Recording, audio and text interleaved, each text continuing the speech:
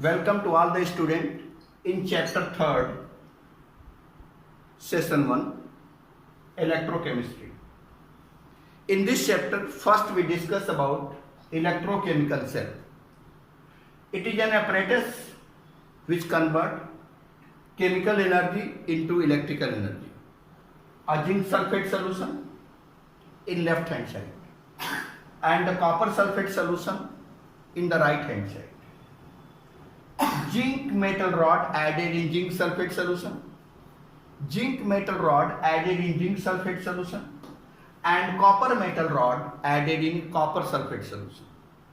Then zinc and copper metal rod are connected by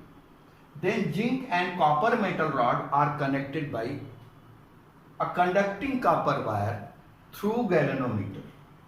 Then zinc sulfate solution and copper sulfate solution. Then zinc sulfate solution and copper sulfate solution are connected by a U-type of glass tube called salt bridge filled with NH4NO3 solution. It is a neutral solution which makes both of the solution electrically neutral. This U-type of glass tube are blocked by a cotton plug. And then if you set all the apparatus, you have to be observed that flow of the electron from zinc anode to copper cathode. During this process, oxidation of zinc and reduction of copper takes place. Total a redox reaction takes place. In an electrochemical cell, and the chemical energy converted into electrical energy. Here the reaction takes place at anode and cathode. Given here at anode oxidation takes place. At cathode, reduction takes place. So, here oxidation as well as reduction reaction takes place simultaneously. This reaction is called as redox reaction. So, in an electrochemical cell, redox reaction takes place and the chemical energy converted into electrical energy. This is about the electrochemical cell. And then we'll discuss about the electrode. Next one, second topic, electrode. The metallic or non-metallic rod. Where the process of oxidation or reduction takes place called electrode. Electrode is of three type. First, active metal electrode. Second one, inert electrode, and the third one, gas electrode.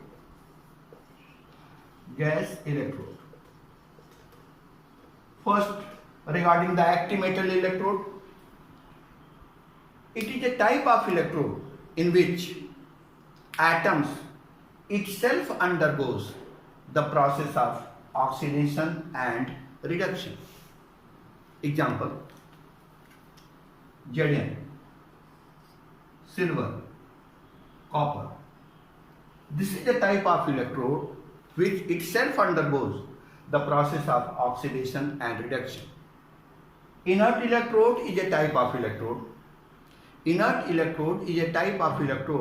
which atoms do not itself undergoes the process of oxidation or reduction, but the oxidation and reduction reaction takes place on that surface. Gas electrode mostly resembles with the inert electrode. Example of the inert electrode, graphite and platinum.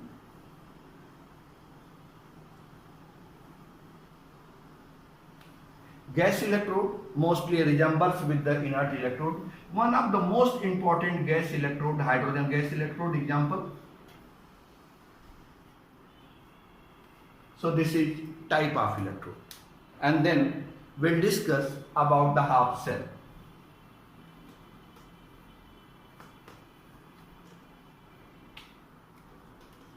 Half cell. The electrode and the solution in which it is dipped. The electrode and the solution in which it is dipped collectively called half cell. For example, zinc sulfate solution. This is zinc sulfate solution, and if you add zinc into that solution, this is a type of half cell, and this half cell represented by Zn/Zn2+. Generally, half cell represented by a single vertical line. The other example of the half cell, copper sulfate solution. Copper sulfate solution, copper electrode dipped into that solution.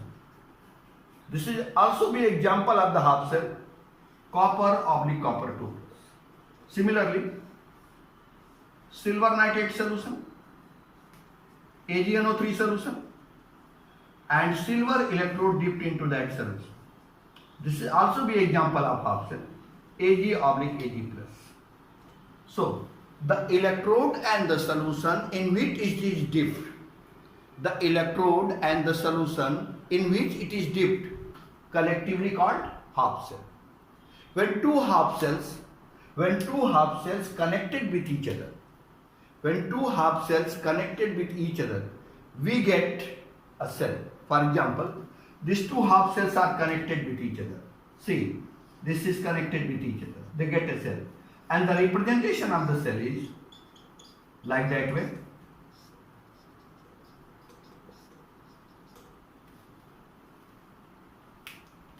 This is a zinc half cell. This is the copper half cell. Always the half cell which undergoes the process of oxidation. Always the half cell which undergoes the process of oxidation in left hand side, and the half cell which undergoes reduction in a right hand side. In a left hand side always anode. In left hand side always anode. In right hand side always cathode.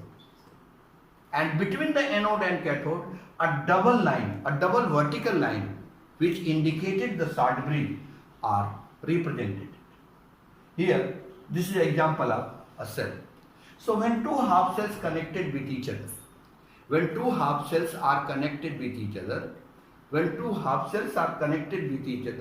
a cell. A half cell which work at 1 atm pressure and 298 Kelvin temperature is called a standard half cell. When two standard half cell connected with each other, we get a complete cell. This is the example of the complete cell, but this is not a standard cell. This is a complete cell, but this is not a standard cell, because this cell do not work at 1 bar pressure and 298 Kelvin temperature. So basically, in a representation of the cell, very much care you have to be taken. The electrode which undergoes oxidation, always in left hand side, and the electrode which undergoes reduction in the right hand side. So anode half cell in the left hand side, cathode half cell in the right hand side.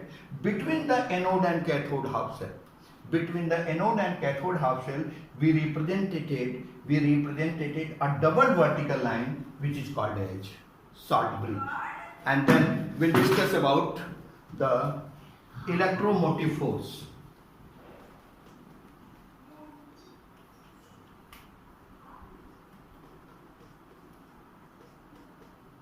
Electromotive force, EMF. The potential of the cell determined. The potential of the cell determined in reference to standard hydrogen electrode. The potential of the cell determined in reference to standard hydrogen electrode. Then the potential of the second half cell called electromotive force. Basically, different electrodes are arranged in decreasing order of their standard reduction potential. The resulting series called electromotive force series. The importance of electrochemical series. Importance of electrochemical series is that this series decide which one electrode work as anode. This series decide which one electrode work as anode and which one electrode work as cathode. The electrode which having less reduction potential work as anode, and the electrode which having higher reduction potential work as cathode. So on the basis of reduction potential difference, on the basis of reduction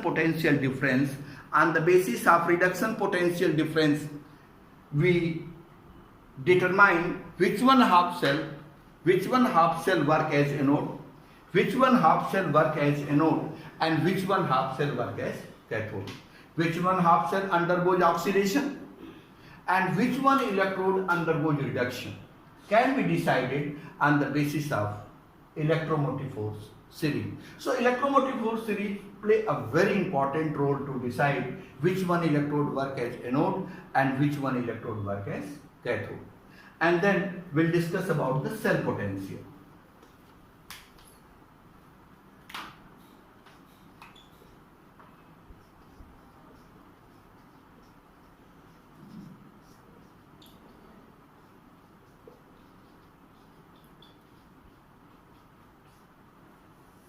Cell potential. Cell potential is a power, is a tendency of the electrode to release the electron. Suppose two electrodes are connected with each other, then the half cell which having more reactive, it is a power to release the electron, and the half cell which is less reactive, it is a power to receive the electron. Means the cell potential is a difference between the anode half cell and cathode half cell. E red cathode minus E red anode. By this formula, you have to be calculate the cell potential. If a cell is in standard state, then you have to be calculate E0 cell is equal to E0 red cathode minus E0 red anode. So this is two formula by which you have to be calculate the cell potential of the cell,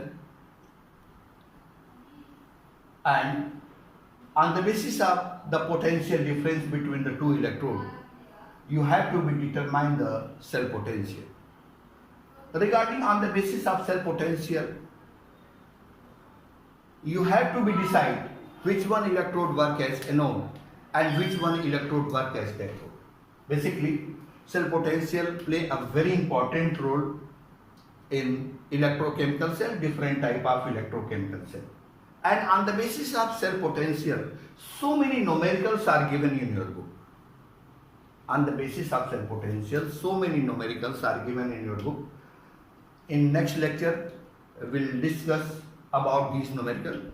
But before discussing these numericals, it is advised to you, you have to be prepared some values of cell potential of some of the electrode like zinc, copper, silver, aluminum, magnesium, hydrogen. These potentials are very important to decide which one electrode work as anode and which one electrode work as cathode. In next lecture, we'll discuss about those topics which are related with cell potential. Thank you.